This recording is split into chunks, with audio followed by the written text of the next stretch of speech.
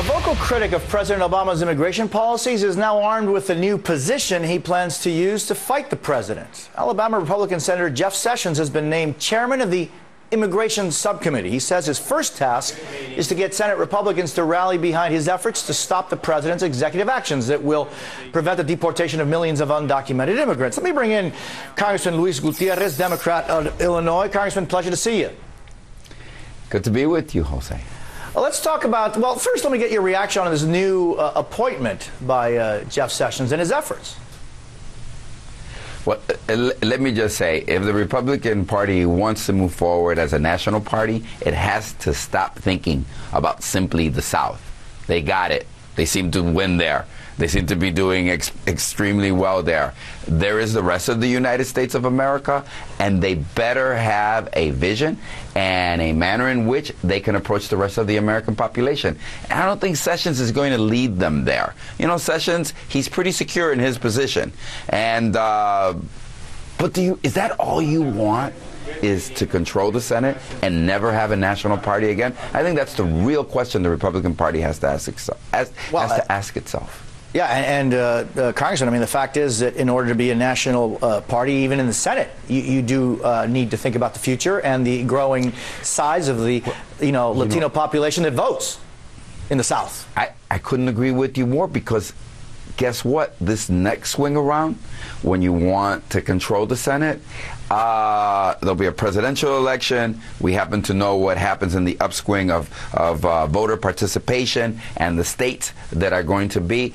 And so you're absolutely right.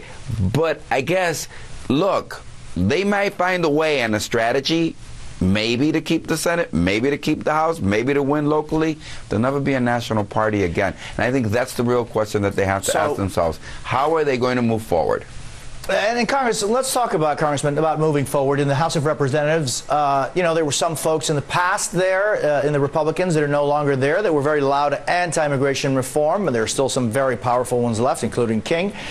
Do you see any possibility that the folks in the House that are willing to speak to people across the aisle, you're one of them, can get something on immigration reform done?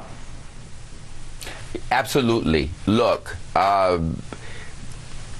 they think the way forward is a border security bill, which they're going to be bringing up probably next week for a vote, because from their point of view, let's secure the border first before we do anything on immigration reform. The problem is that in order to secure that border, you have to fix what is wrong and broken about the legal immigration system if you want control over the illegal immigration system. So, look, Jose, they can do everything they want. The fact is that at JFK, at O'Hare, at LAX, people are going to continue to come to this country. And they're going to continue to overstay their visas. And we all know that 40% of the undocumented. So come here legally to the United States and have nothing to do with the border. Why this emphasis on the border when they know that if the 11 million, 5 million never crossed that border, they came to this country legally? And they should know, if they don't know, and I'm sure they do, that especially at a particular moment where we have people who can come from anywhere in Europe, from France, from Belgium, sound familiar, Jose, from England, can come here to this country without a visa, because that is the relationship we have with those countries. So I think we need to get and look at our ports of entry and exit, and we need to look at them all. The only way you really do that is by looking at this complete system. And Congressman, tell me briefly about your education campaign that you're involved with across the country. Well, look, I have the National Evangelical Coalition, and Reverend Salguero's doing a great job with me and putting that together. And we have members of Congress. I don't want to say my Catholic Archdiocese here in Chicago is doing a great job. So we have Catholics, evangelicals, members of Congress. My hope is that I'm reaching across the aisle to Republicans, some of whom voted against these very extreme measures, to see if we can't put people first. So I've got about 15 cities. Next weekend, tomorrow I'll be in Racine, Wisconsin. So everybody come on out to the Racine, Wisconsin activity. And then next weekend we're going to Charlotte and Charleston. And then we'll wrap it up here with a big activity in Chicago. And the following week we'll be in Texas. Texas, Arizona, Colorado, across the country. Blue states, red states.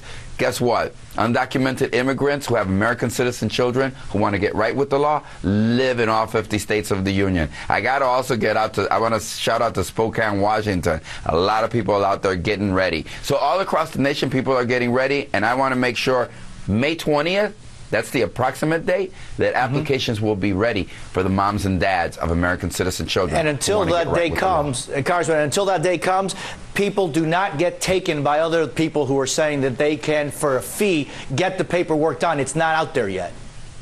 Yeah, that's an essential part of our message. But the other part, and I got to tell you this real quickly, we had an activity in Providence, Rhode Island with Congressman Cicilline, and it was amazing to see heads of USCIS, part of Homeland Security, come before the audience and say, we want to help you fill out those applications. We didn't come here to ask you questions. We came here to answer your questions and tell you how to facilitate your legalization. I think it's great to see a government that is replacing fear in a community with hope. Congressman Gutierrez, always a pleasure to see you. Thanks.